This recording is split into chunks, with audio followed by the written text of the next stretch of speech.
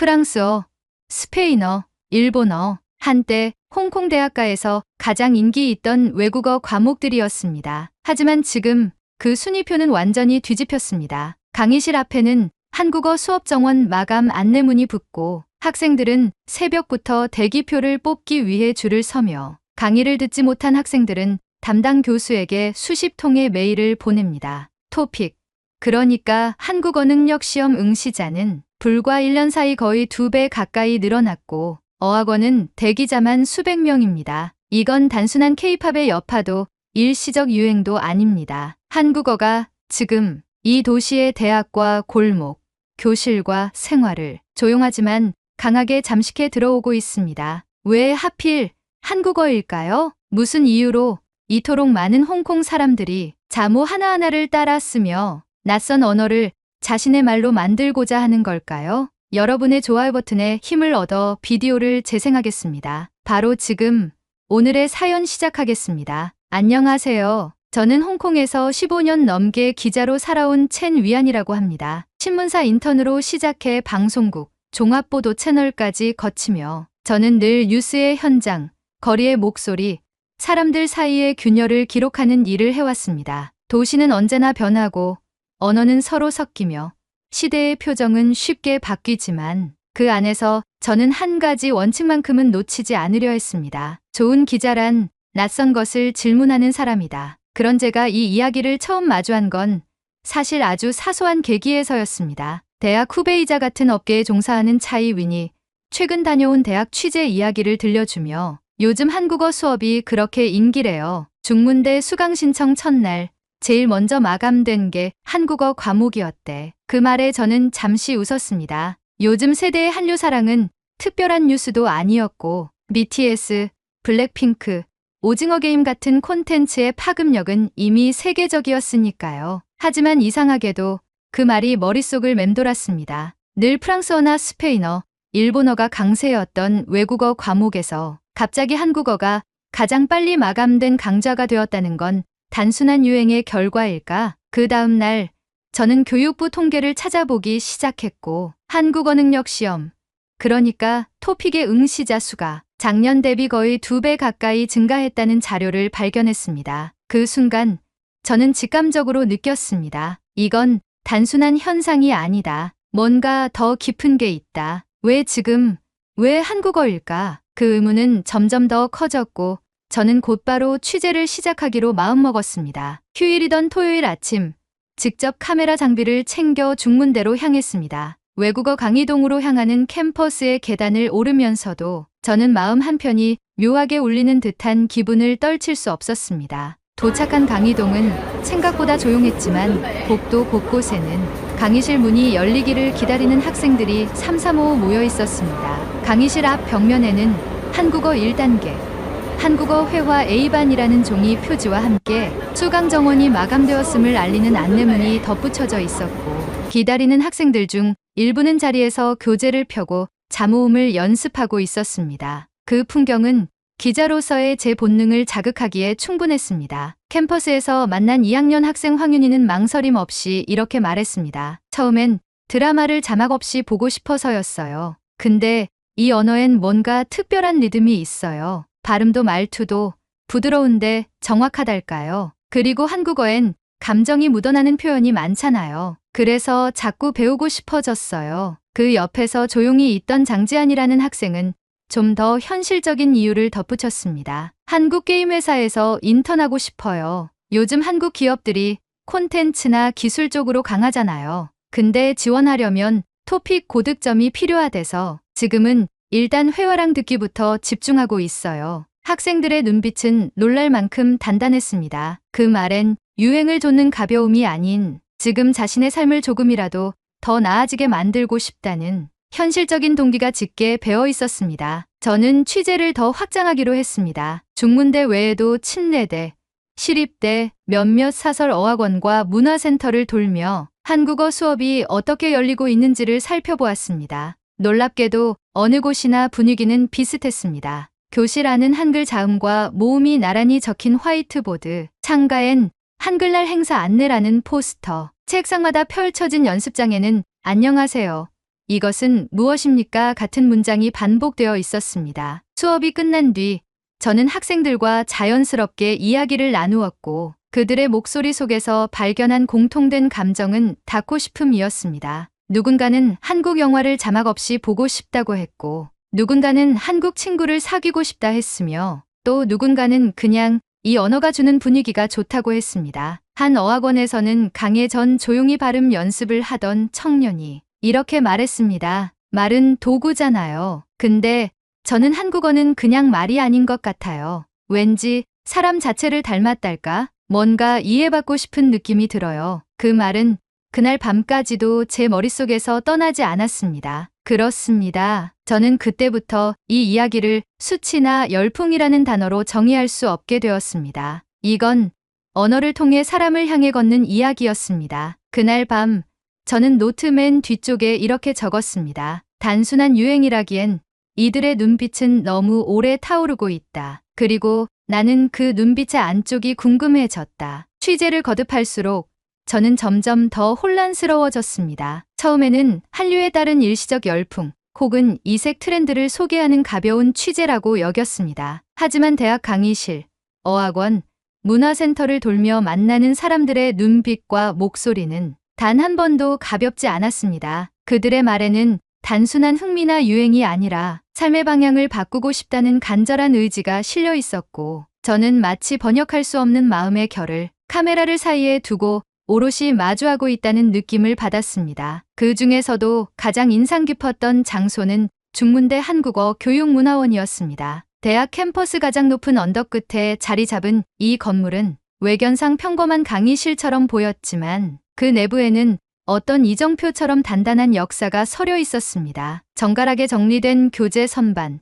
복도 벽면을 가득 채운 학생들의 한글시구, 한국어 말하기 대회 수상작 전시라고 적힌 유리 게시판까지. 그곳은 언어를 배우는 공간이 아니라 타인을 이해하려는 마음이 차곡차곡 쌓인 공간처럼 느껴졌습니다. 그 안에서 저는 원장 이수경 씨를 만났습니다. 차분한 말투에 또렷한 눈매를 가진 그는 이 교육원이 처음 생긴 2002년 단 7명의 수강생과 함께 수업을 시작했다고 말했습니다. 처음엔 그냥 스터디 그룹이었어요. 겨울연가 방영 직후였는데 몇몇 학생들이 직접 찾아와 한국어로 드라마를 보고 싶다고 했죠. 그게 계기가 되어 정식 강좌를 열었고 이듬해엔 수강생이 100명을 넘었어요. 그는 교재가 없어 일일이 프린트를 만들던 시절을 회상하며 웃었고 그때는 제가 칠판에 자음과 모음을 직접 쓰고 학생들한테 하나하나 따라 읽게 했죠. 매주 수업 끝나면 손목이 뻐근했어요.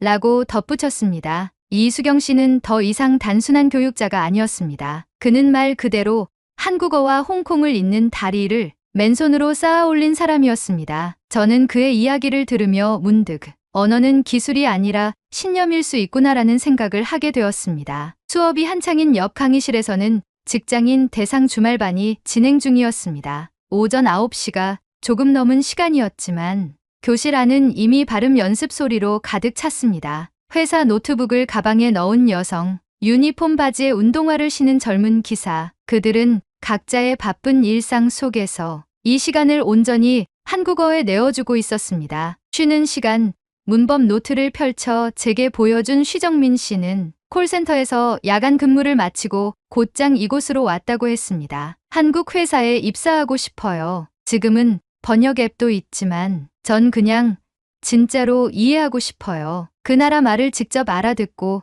제 생각도 말하고 싶어요. 그의 말은 짧았지만 저는 그 속에서 언어라는 게 단지 기능이 아니라 존중이라는 사실을 느꼈습니다. 누군가의 말에 귀를 기울이고 싶고 그 사람이 사는 세상을 이해하고 싶다는 그 마음이 이 교실을 지탱하고 있었습니다. 며칠 뒤 저는 홍콩 문화센터에서 열린 한국어 말하기 대회 예선을 취재하게 되었습니다. 대회장에는 초등학생부터 70대 어르신까지 다양한 연령의 참가자들이 모여 있었고 무대에 오를 차례를 기다리며 작은 종이에 원고를 되뇌는 모습이 인상적이었습니다. 한 초등학생은 처음 먹은 김치찌개가 너무 매웠지만 이젠 엄마가 만들어줘요 라고 발표했고 7순이 넘은 할머니는 대장금을 보고 기억합니다라는 말을 배웠다고 말하며 눈물을 글썽였습니다. 대회가 끝난 뒤 저는 초등학생 대상 한국어 방과 후 수업도 촬영하게 되었습니다. 칠판 앞에서 안녕하세요를 따라 읽는 아이들의 목소리는 발음이 서툴렀지만 그 속엔 놀라운 집중력이 담겨 있었습니다. 수업이 끝난 뒤 아이들은 교실 문을 나서며 선생님, 고마워요. 다음 주에도 봐요. 라고 또박또박 인사했습니다. 그 말들이 제 가슴을 울렸습니다. 그들은 한국어를 배우는 게 아니라 고마움을 말할 수 있는 언어를 배우고 있었던 겁니다. 지하철을 타고 돌아오는 길, 저는 창밖을 바라보다 문득 생각했습니다. 지금 내가 보고 있는 건 언어가 아니다. 이건 마음이다. 마음이 움직인 끝에 언어가 따라오고 그 언어는 또다시 다른 사람을 이해하려는 다리가 된다. 그날 밤 수첩 가장자리 한쪽에 이렇게 적었습니다. 입으로만 배우는 언어는 오래가지 못한다. 마음으로 붙잡은 언어만이 끝내 남는다. 취재를 시작한 지 어느덧 한 달이 가까워지고 있었습니다. 수많은 인터뷰와 강의 촬영, 어학원과 문화센터 방문까지 자료는 넘치도록 쌓였고 영상도 충분했습니다. 하지만 이상하게도 저는 도무지 이 이야기를 글로 정리해 쓸 수 없었습니다. 자료가 많을수록 오히려 그 틈에서 길을 잃는 기분이 들었고 한국어 열풍이라는 말로는 결코 담을 수 없는 것들이 제 안에 점점 자리를 넓혀가고 있었습니다. 사람들이 한국어를 배우는 이유는 저마다 달랐습니다. 어떤 이는 드라마 자막 없이 대사를 듣고 싶다 했고 또 어떤 이는 한국 기업에 입사하기 위해 공부한다고 했으며 누군가는 아이돌 가사를 정확히 이해하고 싶다고 했습니다. 하지만 그 모든 동기 이면에는 하나의 공통된 감정이 있었습니다. 이 언어를 통해 누군가를 더 가까이 알고 싶다. 그 마음은 얇은 트렌드가 아니라 살 속에 새겨진 무늬처럼 단단했습니다. 그날도 중문대교 용문화원에서는 한국어 말하기 대회의 예선 리허설이 열리고 있었습니다. 강의실 안은 준비에 한창인 학생들로 북적였고 저는 구석에 앉아 조용히 카메라를 조작하며 발표를 지켜봤습니다. 한 학생은 한국에서 먹은 김밥 이야기를 유쾌하게 풀어냈고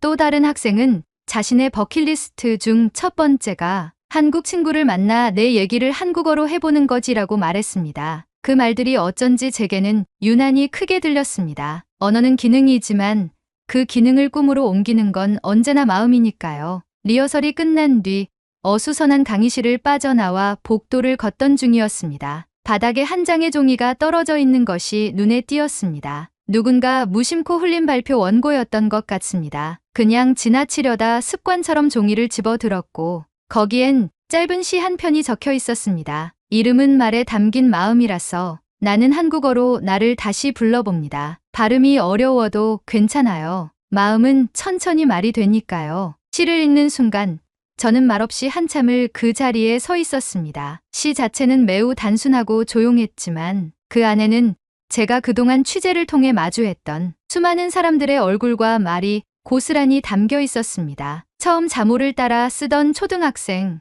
단어장을 품에 넣고 버스를 타던 직장인, 밤마다 영상으로 복습하던 노년의 수강생들. 그들이 왜 이 언어를 배우고 있었는지 그 이유가 이 짧은 시 속에 모두 들어 있었습니다. 특히 나는 한국어로 나를 다시 불러봅니다라는 문장은 제 안에서 무언가를 무너뜨리고 말았습니다. 언어를 익힌다는 것이 단순한 기능 습득이 아니라 자신의 존재를 새로운 언어로 다시 정의하는 일일 수도 있다는 걸 저는 그 시를 통해 처음 깨달았던 겁니다. 그 순간 오래전의 기억 하나가 떠올랐습니다. 20대 중반 기자 초년 시절 저는 서울 출장을 간 적이 있습니다. 공항에서 택시를 잘못 타 목적지를 잃어버렸고 비 내리는 겨울 저녁 길 한복판에 멈춰 서 있던 저에게 지나가던 노인이 다가와 종이에 한글로 주소를 적어주었습니다. 식당에선 메뉴를 몰라 당황하던 저에게 아주머니가 반찬을 가득 담아주시며 말했습니다. 괜찮아요. 천천히 고르세요. 그 말들이 그때는 그저 친절한 장면으로만 느껴졌지만 지금 돌이켜보면 그건 언어 너머의 마음이었습니다. 한국어를 하지 못하던 저에게 그들은 먼저 다가와 제 세계를 이해하려 했고 그 마음은 말보다 더 또렷하게 전달되었습니다. 이제 저는 그 반대편을 보고 있었습니다. 한국어를 배워 타인을 이해하려는 이들. 그들의 발음이 서툴고 억양이 조금 다르더라도 그 안에는 닿고 싶다는 마음이 분명하게 살아 있었습니다. 그날 밤 저는 오래 묵혀둔 취재 노트를 펼쳤습니다. 그동안 숫자와 통계, 강의 영상들로만 가득했던 수첩이 이제는 하나의 마음을 담을 준비가 된 것 같았습니다. 저는 그날 이렇게 적었습니다. 말이 사람을 만든다는 말은 반쯤만 맞다. 사람이 말을 품을 때 말은 마음이 된다. 나는 지금 한국어를 배우는 사람들의 마음을 품는 중이다. 편집실은 늘 조용했습니다. 그곳은 말보다 침묵이 더 많은 공간이었고 저는 그 침묵 속에서 수없이 반복되는 화면을 들여다보고 있었습니다. 한국어를 배우는 사람들, 자음과 모음을 따라 쓰던 손끝, 발음을 되뇌는 입술, 그리고 말 너머에 가만히 숨겨진 진심. 처음엔 단순한 리포트로 시작했지만 지금 제 앞에 놓인 이 영상들은 분명 무언가 달랐습니다. 사람들의 말에는 시간이 담겨 있었고 그 시간이 쌓인 끝엔 하나의 언어가 아닌 하나의 마음이 형성되어 있었습니다. 그래서 저는 결심했습니다. 이 이야기는 단지 기사로 끝날 수 없다고요. 누군가를 이해하려는 마음은 어쩌면 세상에서 가장 기록할 가치가 있는 일이니까요. 저는 이 이야기를 다큐멘터리 시리즈로 만들기로 했습니다. 제목은 고민할 필요도 없었습니다. 한글을 꿈꾸는 아이들, 그보다 더 솔직한 이름은 없었습니다. 그들은 단지 한글을 배우는 것이 아니라 그 언어를 통해 누군가와 마음을 나누는 방법을 배우고 있었기 때문입니다. 편집 작업은 생각보다 오래 걸렸습니다. 사람의 말을 기록한다는 건